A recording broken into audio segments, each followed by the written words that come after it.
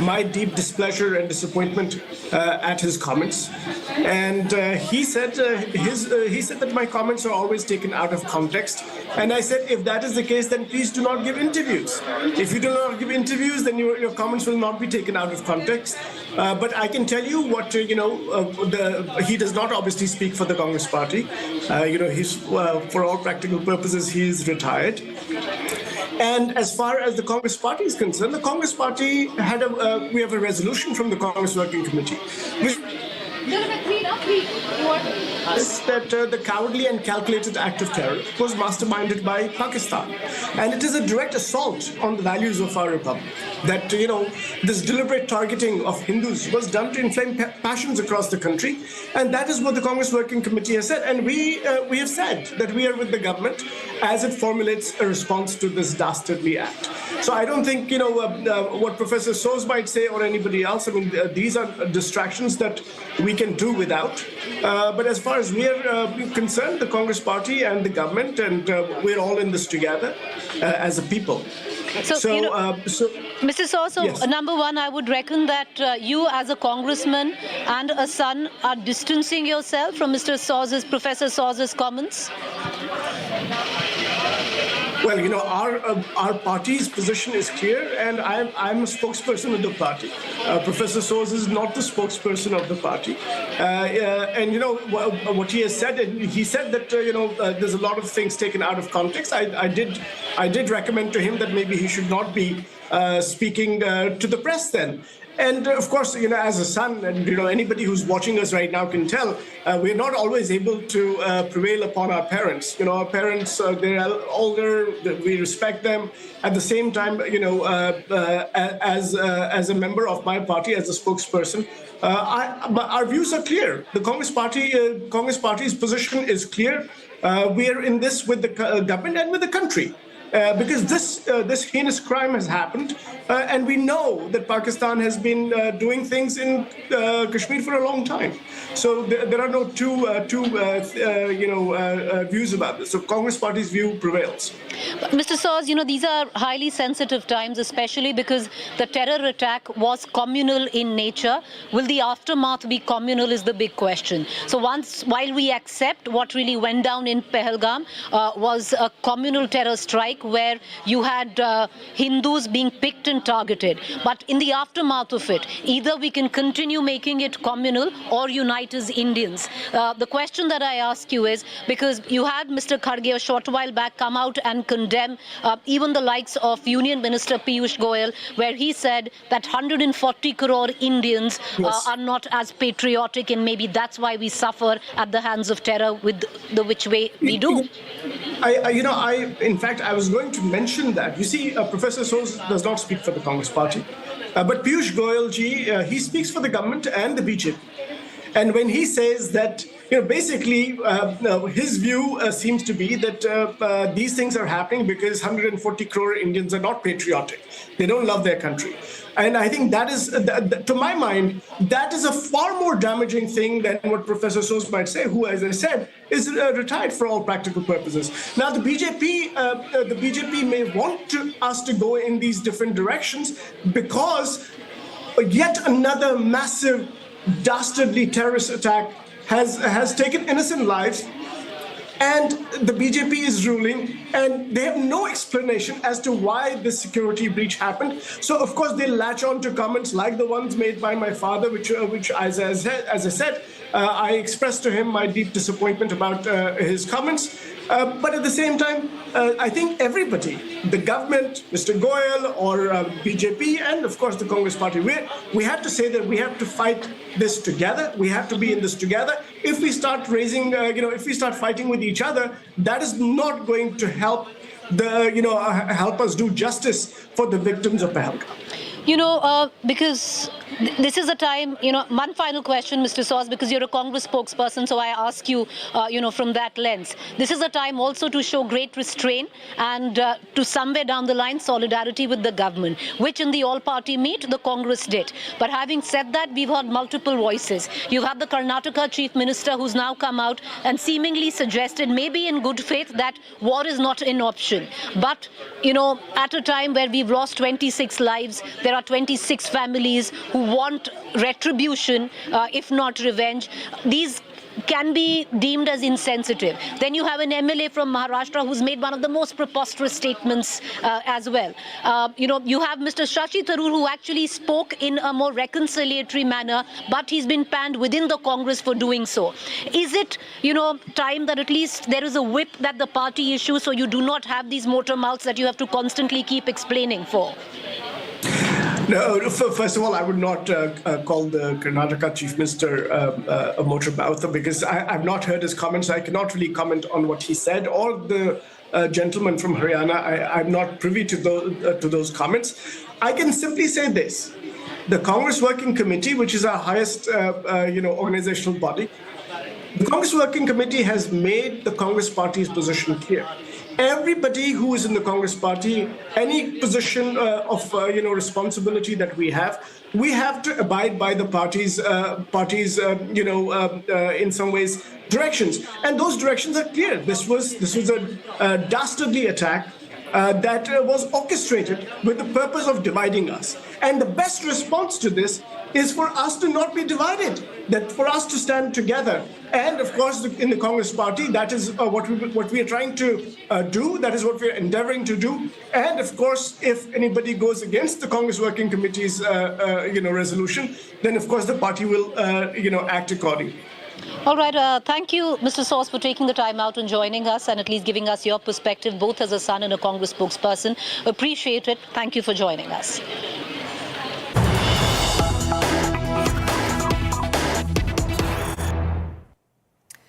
But the fact, viewers, is it's not just the Congress leaders who are making bizarre, insensitive statements. Also, it's coming in from somewhere even at the level of being a union minister, where BJP Union Minister Piyush Goyal has made a highly communally charged statement. So it's not just the Congress, it's not just the BJP. Sadly, it's the both of them to blame. Here's more.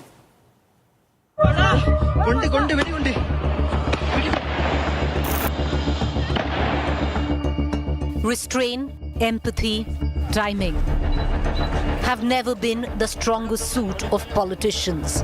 The embers of the Pahalgam terror attack still simmering, and it does seem the 2-minute silence at the all-party meet was the only piece of unity that our politicians have showed. Insensitive, ill-informed, delusional to downright communal. That is the kind of political commentary we are witnessing in the aftermath of terror. And sadly, yet expectedly, it's coming from either sides of the political divide. Congress leader Saifuddin Saws made a statement that many would suggest was highly insensitive, especially to those who died in the terror attack. If Pakistan says that it is not involved, let us accept that argument for a time. ये जंग भी हुआ लेकिन Indus water treaty रही और इस treaty का एहतराम किया जाना चाहिए क्योंकि ये कारामत ट्रीटी है। इससे हिंदुस्तान को तकलीफ नहीं है, पाकिस्तान को ज़रा ज़्यादा आराम है, उनको ड्रिंकिंग वाटर है, उनको ये जो है इरिगेशन के लिए वाटर है। Suggesting India should take Pakistan's word on no role in terror attack. Meanwhile, Karnataka Minister R.B. Timmappa suggested there was no religious profiling of victims, contrary to what victims themselves have been reporting. That terrorists didn't ask about religion before shooting people, blaming the government. He claimed the situation is being twisted for religious and political gain. This appalling statement was bolstered by another Congress leader from Maharashtra, Vijay Vatidar, who claimed terrorists didn't have the time for religious profiling, claiming political narrative behind these claims. While Congress leader Shashi Tharoor backed central agencies, even though the Congress is going after the government on intelligence failure. Tharoor said that while agencies' success in thwarting terror attacks goes unnoticed, failures are highlighted. This didn't go down well with a few Congress leaders. Udit Raj from the Congress accused him of siding with the BJP. I want to ask Shashi Tharoor, is he in the Congress party or the BJP? However, insensitivity wasn't just the preserve of the Congress. Union Minister Piyush Goyal came up with a deeply communal shocker. Mr. Goyal said that terror attacks like the one in Pahalgam would continue to disturb the nation as long as 140 crore Indians don't regard patriotism and nationalism as their paramount dharma. जब तक 140 करोड़ भारतवासी देशभक्ति और राष्ट्रवाद को अपना परम धर्म मानते नहीं हैं, तब तक इस प्रकार की घटनाएं देश को परेशान करते रहेंगे. Many interpreted it as 140 crore Muslims are not patriotic to the country, a deeply troubling and disconcerting view if true. देशभक्ति की कमी हमारे पास है तो क्या इंदिरा जी अपनी जान देती थी? आजादी के लिए लड़ने वाले महात्मा गांधी जी के सीने में गोलियां खाई, वो किसने मारा? One thing is clear, when it comes to politics cutting across party lines, it is never too soon to politicize. Even a gruesome incident like the Pahalgam terror attacks.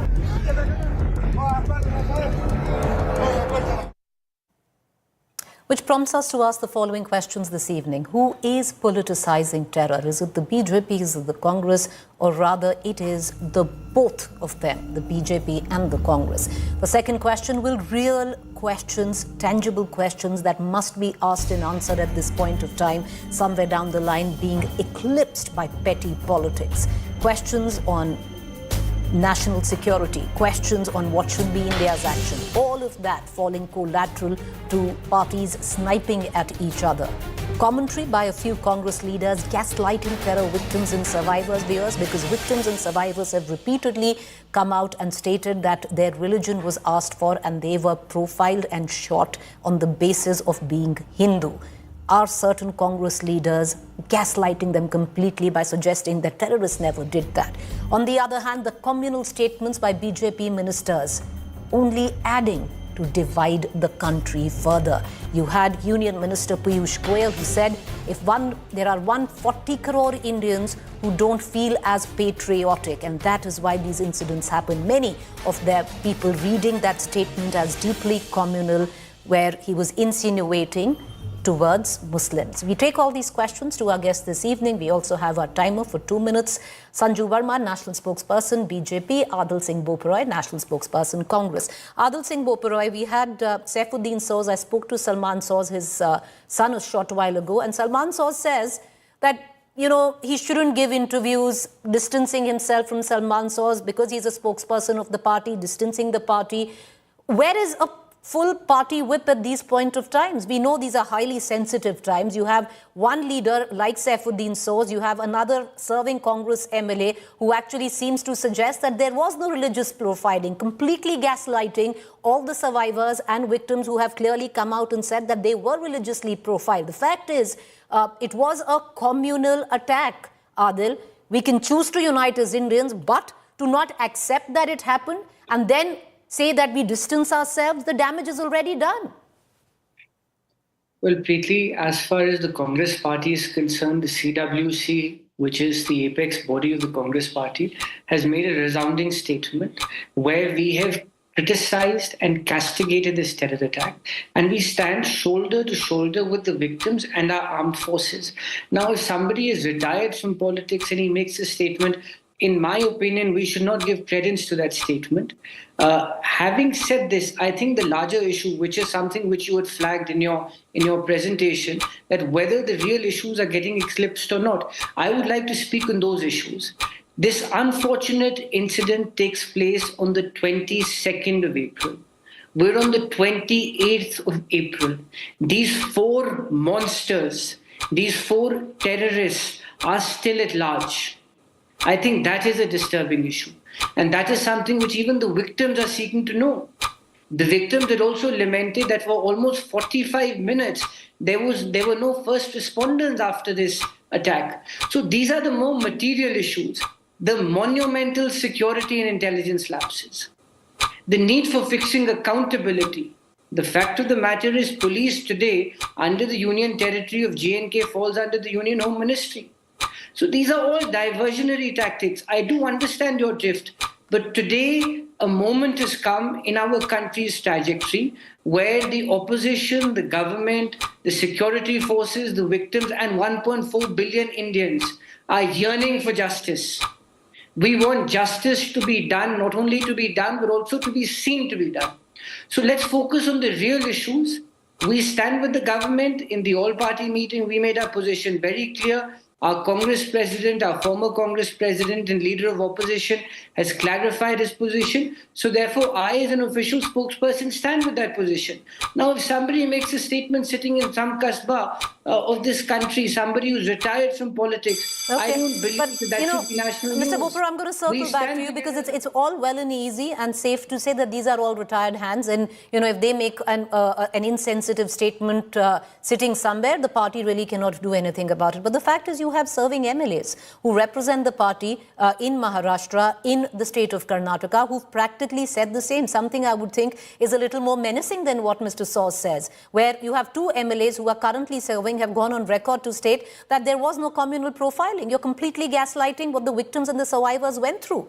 And giving fodder to the BJP. So I'm going to circle back to you and I'm going to ask you that question. I want to cut across now to the BJP spokesperson, Sanju Verma, who's with me. Sanju Verma, it would have all been well and good because there have been press conferences after press conference from the Bharatiya Janata Party attacking the Congress, and you should. But you can do that when it's not a little rich coming in from you. You have a statement by, you have a Salman Saws who might be retired, you have two MLAs who are serving, but you have a union minister, Sanju Verma, in the form of Piyush Goyal, who's actually gone on record to say 140 crore Indians do not feel patriotic, and that's why these incidents keep happening. Pray tell me, who are these 140 crore Indians he's speaking of? Because we all really want to know. Preeti, first and foremost, I think there was a pop-up from your end. It's not Salman Saws who's retired, it is Salman Saws' father. I interviewed Salman Saws. Who's retired. Yeah, you're right. I could have got it wrong. Go ahead, ma'am. Yeah. Now, let me come to the moot point, Preeti. First and foremost, let me make one thing very, very, very clear. I will call out the bluff of radical Islamist terror for what it is. And if there are people who are willing to shove the uncomfortable truth under the carpet, too bad for them. For too long have we mollycoddled these radical Islamist elements under the garb of pseudo-secularism. पर बहुत हो गया. Enough is enough. I repeat. अब वक्त आ गया है इन्हें name और shame किया जाए. And I'll tell you what. I will come to what Piyush Goyal said. I'm not going to deflect your pertinent question. But let's get one thing very clear. Robert Vadda, he's not just a random relative of the Gandhis. He's the brother-in-law of Rahul Gandhi, the Karta Dharta of the party. And he said Muslims are made to feel insecure. इसलिए Pahalgam terror attack हुआ. Vijay Wadettiwar, who was the LOP of the Maharashtra Assembly and is still a sitting MLA of the Congress, last year he said Hemant Karkare was not killed by Ajmal Kasab. ये तो BJP की साजिश है. And he's against given a clean chit to Pakistan today. B.K. Hari Prasad, a sitting MLC of the Congress party in Karnataka, says Pakistan की क्या गलती है? BJP Pakistan को क्यों कसूरवार ठहरा रही है? And then you have Siddaramaiah. He said, why go to war with Pakistan? Why is BJP so desperate to get into war with Pakistan? And then blabbermouth, loudmouth, Mani Shankar Iyer has the audacity to say Pahalgam terror attack happened because of unresolved questions pertaining to the partition way back in 1947. And amidst all this, Rahul Gandhi very conveniently says, मैं तो मोहब्बत की दुकान खोलने आया हूँ.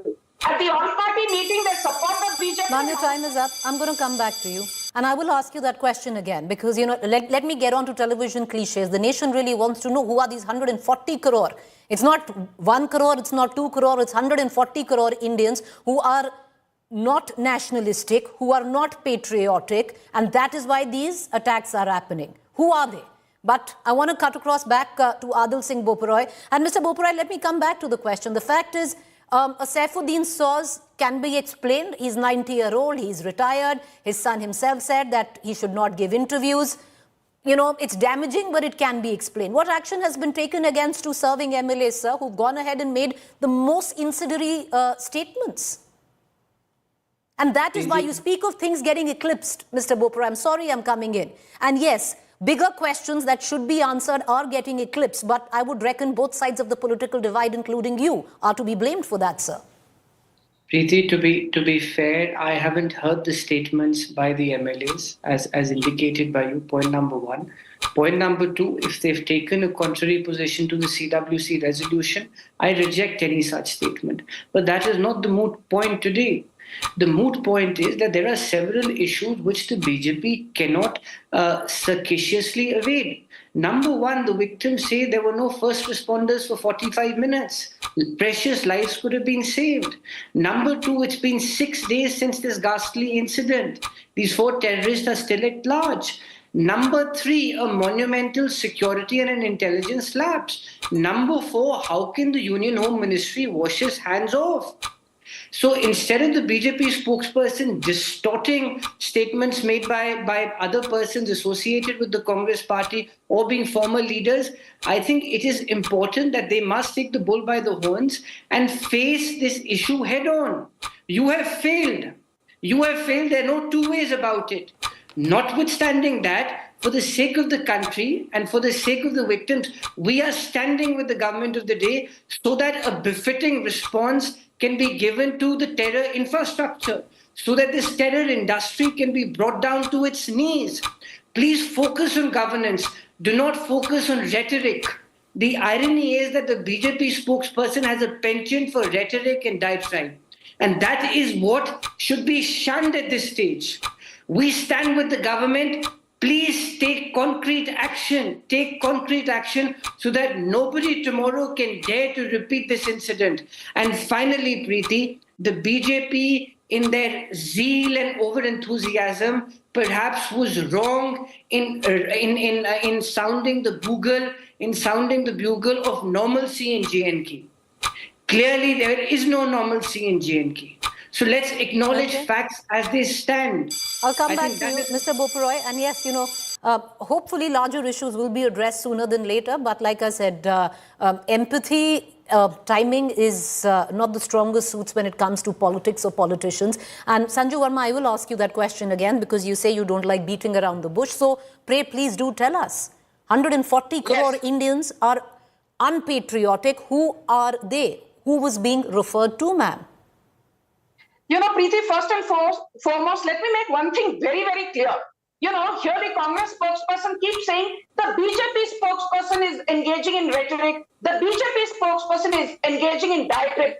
Pehli baat to ye, I am the national spokesperson of the world's largest party. I don't need certificates on what to say, how to say, and when to say from the spokesperson of a party that has lost 3 Lok Sabha elections in a row. इसलिए शांत हो जाइए, आपके भाषण की जरूरत नहीं है. Now coming to Preeti's question, I will give you some data which is self-explanatory and I will answer your question in as many words. Look at this. Punjab has a border of 547 kilometers with Pakistan, Preeti. Gujarat has a border of 512 kilometers that it shares with Pakistan.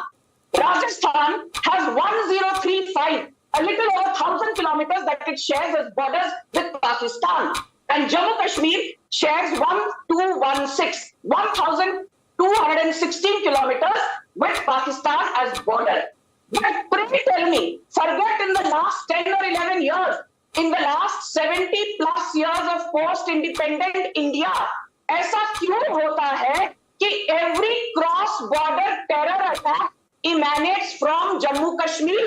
It is because you have sleeper cells there. You have OGWs there. You have the armed Janta. I'm not blaming every Kashmiri. 99% of them are patriotic, but that 1% did assist the Pahalgam perpetrators. And very quickly, your audience needs to hear this.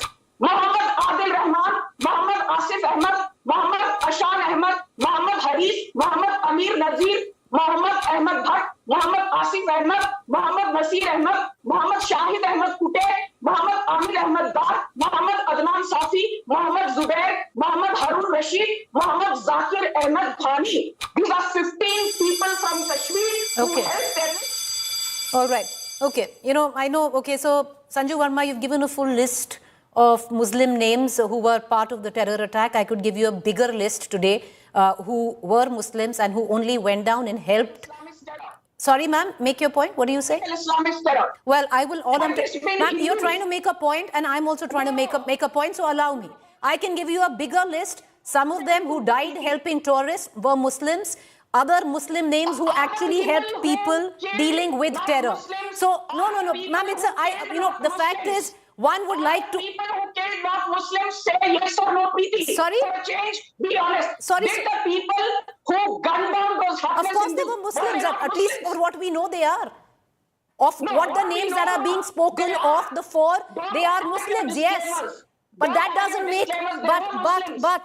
They were Muslims, but yes can or we? no? Of course, it was. Preeti, were they Ma'am, Muslims, yes it's or not a no? screaming bout between you and I. Number one, this was a communally charged. This was a communally charged terror attacks. In all probability, there were Muslims behind it.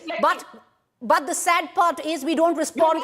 We don't respond as Hindus. We should respond as Indians, which we are not. And that is what today your party is being questioned for.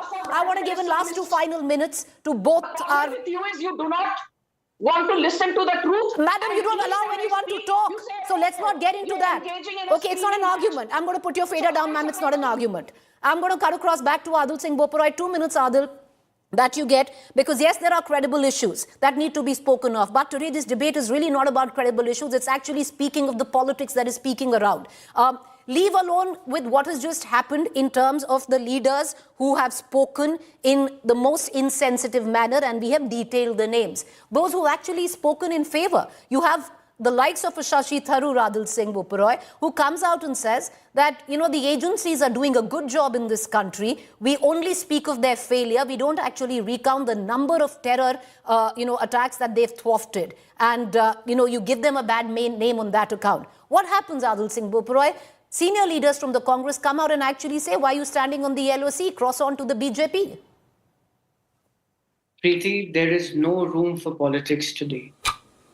And I would urge the BJP spokesperson to shun politics. This is a moment of national mourning and this is a moment of national solidarity. Even at the all-party meeting, our leaders emphasized on one point that please do not use this terrible incident to advance your political interests, number one. And number two, please do not use this incident to sharpen fault lines in society. Because if you use this incident to sharpen fault lines, you are doing exactly what Pakistan wants. Pakistan wants the polity to be polarized, and you, by resorting to this kind of rhetoric, you are aiding that sharpening of political fault lines and sharpening of religious fault lines. So therefore, I urge the BJP spokesperson to restrain herself from doing this. Number three, let's be very, very clear. Today, the nation yearns for an answer. The nation yearns for a befitting answer. And at the same time, the BJP, by throwing mud at the opposition, cannot run away from the fact that there has been a monumental intelligence and security failure. There was not a single picket. There was not a single picket at the site of the terror incident. Can the BJP explain why is that so? So therefore, I don't want to join this verbal duel.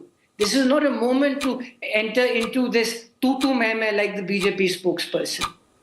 This is a moment where 1.4 billion people, and this 1.4 billion people does not need a patriotism certificate from Ms. Sanju Verma. Let me make this point very clear. Citizens do not need a patriotic certificate from you, ma'am. We are 1.4 billion people. We are Indians first. And we will give a resounding answer to the adversary in our capacity as Indians. And So your time is over. You still haven't addressed the main question. What is it that the Congress is doing to shut the motor mouths in the Congress? But let me cut across to Sanju Verma. Sanju Verma, taking off from the from the question I asked you earlier. Jingoistic saber rattling will not solve the issue, ma'am. You can continue to blame Muslims, but maybe one should rise above bigotry. Preeti, first and foremost, let me make it very clear. If you are failing to call out radical Islamist terror, then it is you who should be accused of bigotry. If I'm calling out the perpetrators for who they are and you think I'm engaging in bigotry, then all I can say is please go read the Oxford Dictionary and find out the exact meaning of bigotry. But this is not about you, Preeti Choudhry, neither it is about Sanju Verma. And let me tell you, who needs a certificate in patriotism? Before that, will this government be held to accountability? Yes. Will the perpetrators be finished off once and for all? Yes. Will cross-border infiltration be dealt with a heavy hand? Yes. Will we see a repeat of Balakot strike 2019 when we avenged Pulwama? Yes. Will we see a repeat of 2016 surgical strike when we avenged Uri? Yes. Because today Prime Minister is Narendra Modi. जो कहते हैं करके दिखाते हैं. ये मनमोहन सिंह या सोनिया गांधी की kitchen cabinet की सरकार नहीं थी. When 26/11 terror attack happened, Rahul Gandhi was partying at Chhatarpur Farms, attending the wedding festivities of Satish Sharma's son. And this is not 2008 when Sonia Gandhi shed copious tears for the perpetrators of Batla House encounter, namely Indian Mujahideen. ये नरेंद्र मोदी की सरकार है, इसलिए जो हुआ है उसका बदला लिया जाएगा, मुंह पर जवाब दिया जाएगा. But yes, let me tell the Congress spokesperson this. Does Robert Vadra need a certificate in patriotism? Of course, yes. Does Siddaramaiah need a certificate in patriotism? Of course, yes. Does Vijay Wadettiwar need a certificate in patriotism? Of course, yes. Does Manishankar Iyer need a certificate in patriotism? Of course, yes. Does Congress MLC DK Hariprasad need a certificate? Of course, yes. More importantly, does Rahul Gandhi need a certificate in patriotism? Yes. सारी दुनिया में घूम कर कहते हैं मोहब्बत की दुकान खोलने आया हूँ, but this man does not have the guts to. All right, that's all the time that we have for now. I appreciate both the BJP spokesperson and the Congress spokesperson for joining us, and I would reckon, cutting across political lines, one thing that our politicians do need a certificate on, and that is empathy, and that could be coming in from the Congress or the BJP, because the fact is the attack was communal. We chose to communalize it in its aftermath or unite as Indians. The messaging is right on your television screens on that, sadly. So with that, a quick break. Stay with me on the other side. We're going to shift focus to our debate number 2. Stay tuned.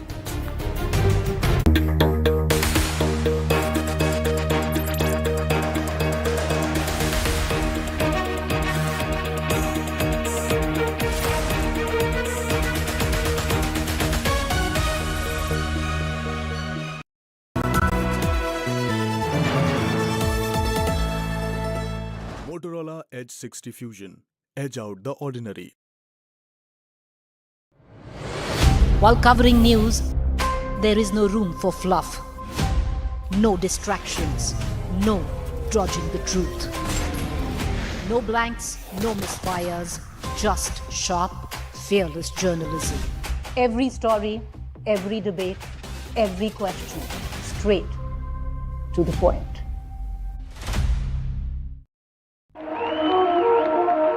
Next year, that'll be me. A star, gotta play, I drive to perfection. Yeah, I bet you know the way I strive. I'm on the edge out of the ordinary, heading for the prize line. Boom, I'm in the stars, and I know it 'cause it feels right. Can you feel me shine? True colors, do you feel? I will never be ordinary. Introducing the all-new Motorola Edge 60 Fusion. Edge out the ordinary. Hello, Moto. Motorola Edge 60 Fusion. Edge out the ordinary. Hi, here are the top headlines presented by Motorola. CM Omar grieves deaths of Pahalgam victims, says don't have face to seek statehood. OVC demands to put Pakistan on the FATF's grey list. NIA seeks 12-day custody of Tehevur Rana.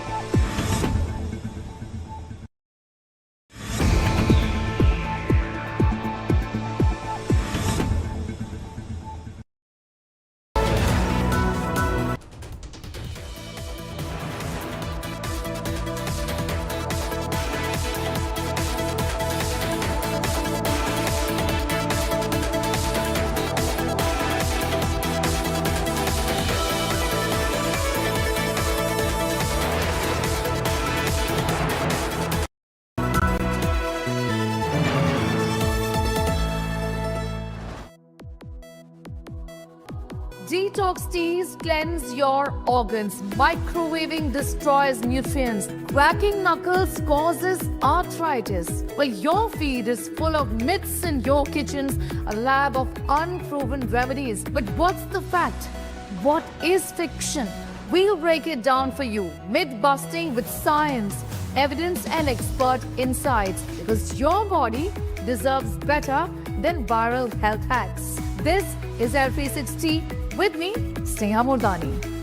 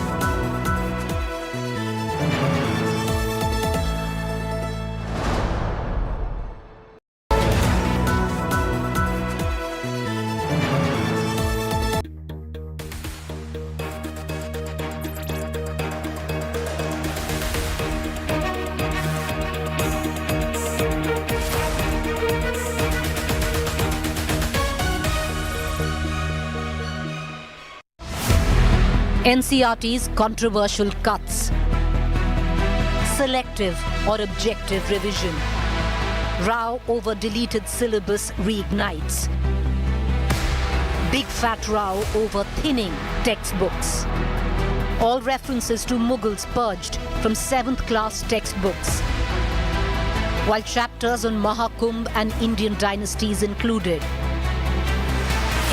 also chapters on government initiative like Beti Bachao.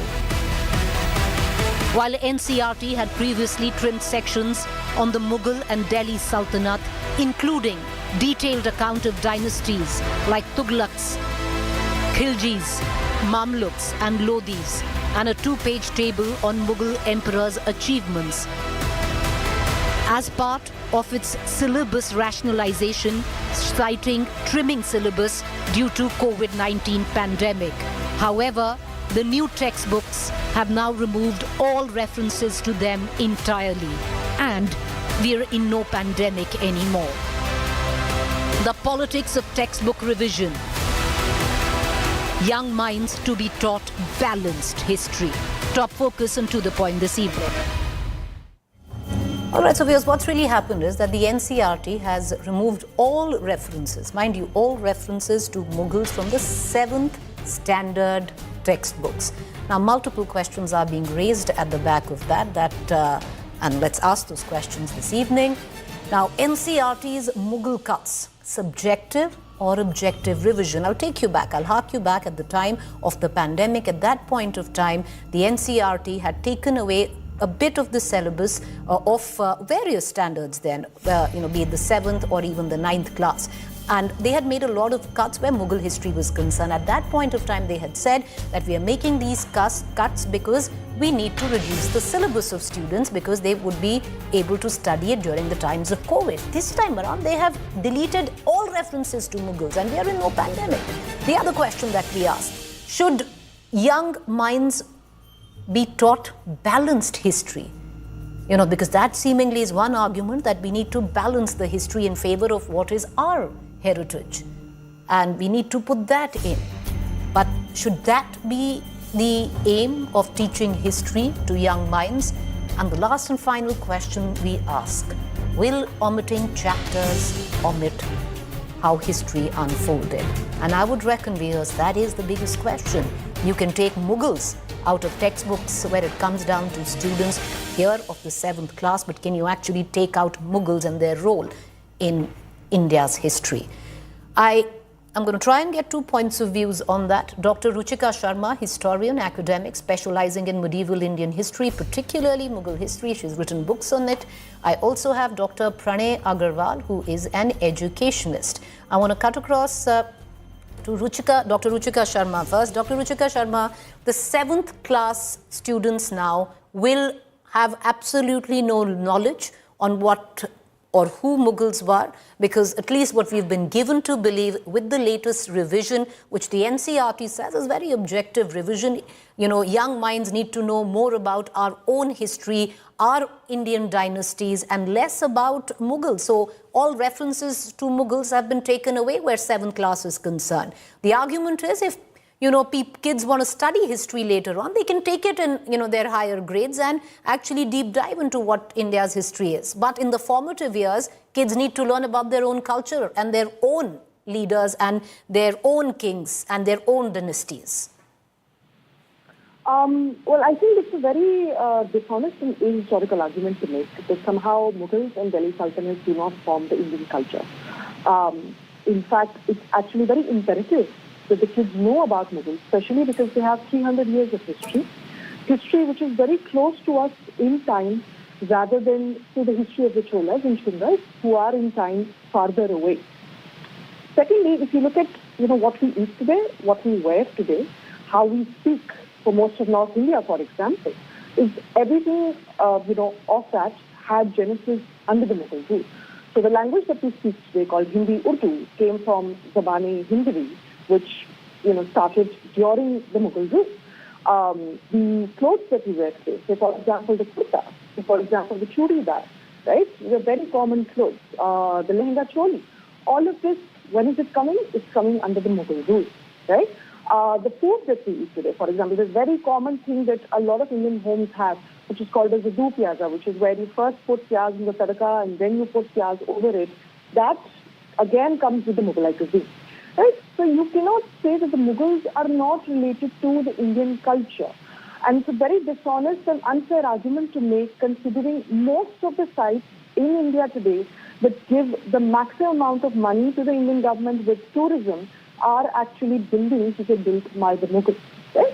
So Mughals have a huge role to play in our present, and therefore removing them from the past is absolutely unfair to the Mughal history, but more than that, unfair to the children, who really need to know that where does a lot of their culture come from, where does the language that they speak, the clothes they wear, the food that they eat come from, right?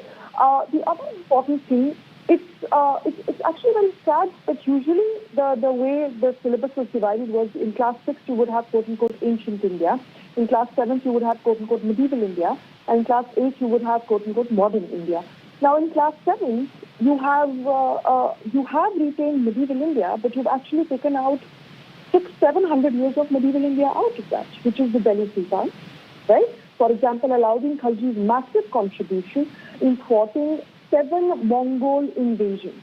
Not 1, not 2. That man thwarted 7 Mongol invasions. Had he not done that, the entire trajectory of Indian history could have been completely changed. So, removing that man from the 7th class textbook is actually very unfair to Indian history, right? So I think the corollary of the two is basically this idea that somehow they are foreign and therefore they don't need to be included is actually doing injustice to Indian history, because they are, at the end of the day, the Mughals and Delhi Sultans collectively put together 1,000 years of Indian history. You cannot remove 1,000 years of Indian history from class 7 textbooks.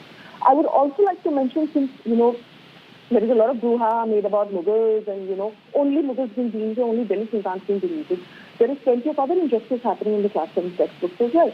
They've removed, they've described the Varna-Jati system as something that takes rigidity under the English and initially comes across only to give societal stability. Now, I think that erases the struggle of the Dalits, who have around 2,500 to 3,000 Dr. Sharma, allow me to come back to you. I want to introduce our other guests. Allow me to come back to you. And I want to bring in Dr. Pranay Agarwal. Because, what also Dr. Sharma just, touched on is it's not just Mughal history, viewers. There are chapters of protest in India that have been taken out. So I would think young kids would not even know what the Chipko movement was all about, because most chapters when it comes down to protest have also been removed along with Mughal history. So I want to go to Dr. Pranay Agarwal, who's actually of the opinion that it's a great thing.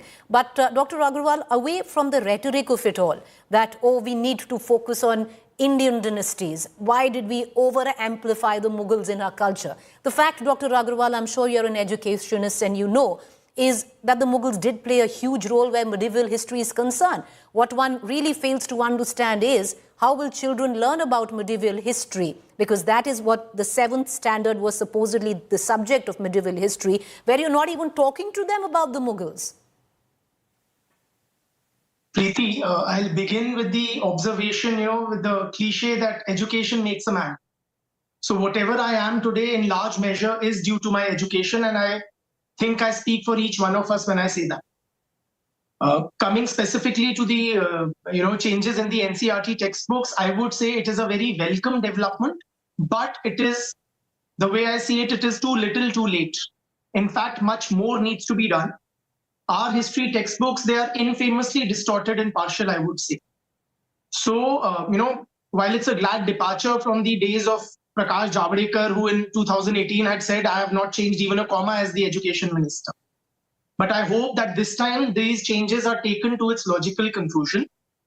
You see, there are many conspicuous omissions in our history textbooks particularly.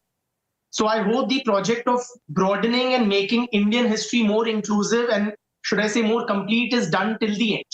For example, much of Indian history is Delhi-centric, right? So we are taught in great detail about even obscure Delhi-based dynasties like the Lodhis. But we know very little from our official, the history we are taught about the Vijayanagar Empire or the Satavahanas or the Ahoms of Assam, right? These very great dynasties, they are literally reduced to a footnote in our history textbooks. Similarly, you see, because of the Delhi emphasis, land-based invasions we know a lot about, but maritime history of India is, should I say, somewhat downplayed. And with our long coastline, our engagement with the rest of the world has been through, for example, with Southeast Asia, has been through the oceanic route, which is somewhat, I would say, ignored.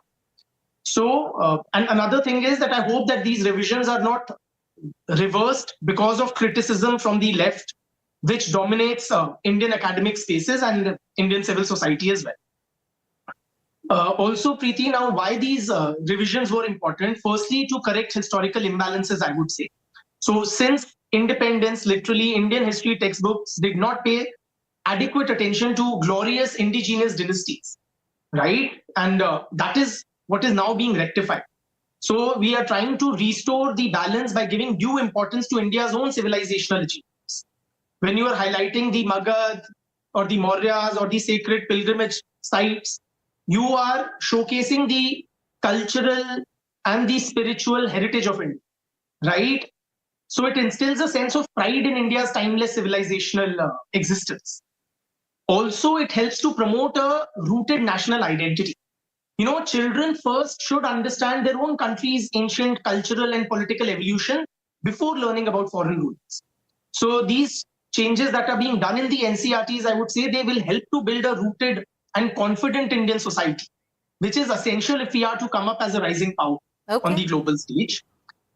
Right? Another thing is that, when you're talking about the sacred geography, which is being accused of saffronization and whatnot, I would say when you're talking about the Char Dham Yatra or the Jyotirlings in our textbooks, you are emphasizing the spiritual geography and how it unites us. For example, the linguistic, the whole divide over Hindi imposition, etc. There are far more, fundamental aspects which unite us. One of which is the sacred geography. So that national integration can be fostered through how we teach our history to our children. All right. I'm going to give either of you 1.5 minutes each because that's all the time that I have. But I want to cut across to Dr. Sharma first before I go back to Dr. Agarwal to put their point of view. Dr. Sharma, you heard the submissions of Dr. Agarwal. What do you make of them? First of all, I don't know which school did Dr. Agarwal go to? Because I clearly remember reading about the Vijayanagars, a separate chapter about the Vijayanagars in class 7 itself. There is absolutely no argument to make that Vijayanagar is something that is not taught to us. Secondly, this idea that, we should not be teaching our kids foreign rule. Well, then all of Indian history is a history of foreign rule, starting with the Aryans, which come from, the Central Asian steppes. And this is something that has been proven beyond a doubt. Even the NCERT carries the two genetic studies which say that the Aryans migrated from 1500 BCE onwards. So are we to not teach our kids any history at all, considering all of Indian history comes from a tribe, starting with the Aryans? Are we only to teach them, for example, the Indus Valley civilization that many would also argue are sites now in quote-unquote Pakistan? So if you are going to use the national territory, which was put in the 20th, 21st century on India, and map that onto history, then I think that will be very problematic, because then it takes away all of Indian history, right? Because entire Indian history, including the Satavahanas, including the Mauryas, including the Kushans, they've all come from outside, right? So let's not say that this is something that is foreign rule, and which is why. Last point, I think very good point made about maritime. I would say please teach them about maritime history, starting with the 7th century, where the Arabs actually started controlling most of the maritime history of India. There is a fantastic mosque built in the 11th century by a Jain merchant called Jagru Shah in Bhadreshwar. So basically you're seeming to suggest we need to have the Mughal history exactly where it was, because it's important that our kids learn what the role of the Mughals were to shape where we stand today. Absolutely. And to say that, this is something that is foreign, well, then the entire history of India is foreign to us. I'd like to give 1.5 minutes to Dr. Agarwal to give in his submissions. You heard Dr. Sharma. Go ahead, Dr. Agarwal. So I'm afraid that Dr. Sharma had misquoted or misunderstood some of what I had said. Nowhere had I suggested that the Satavahanas, etc. are not mentioned in our history textbooks, but there is a relative imbalance in the kind of importance different dynasties have been given, which needs to be rectified. That was my point. Secondly, Dr. Sharma misquoted me again when she said that I had suggested that foreign rule should not be taught. Absolutely not. I would never make such a suggestion. What I am suggesting is that, which nation in the world does not teach about its own civilizational achievements to its children? Whether you look at France, it teaches about the Gauls and the Franks, and China teaches about the Qin and the Han dynasties. So why should we shy away from teaching about our golden periods like Guptas or Mauryas? That is the point, right? And it is nobody's case that Mughal history should be deleted in entirety. Of course, it needs to be retained, right? So, and let me clarify, the way I see it, Muslim history is not being erased. Muslims remain an integral part of India. Muslim history remains an integral part of our history, right? So what is happening is a project of completion and expansion of our textbooks by including the other dynasties and giving them sufficient space. Please appreciate India's civilizational history is 5,000 plus years old. It is not confined to the period of the Delhi Sultanate or Mughal rule. So we need to make our history textbooks more inclusive, right? All right. I appreciate both points of view. Thank you, Dr. Sharma and Dr. Agarwal, for joining us. We're going to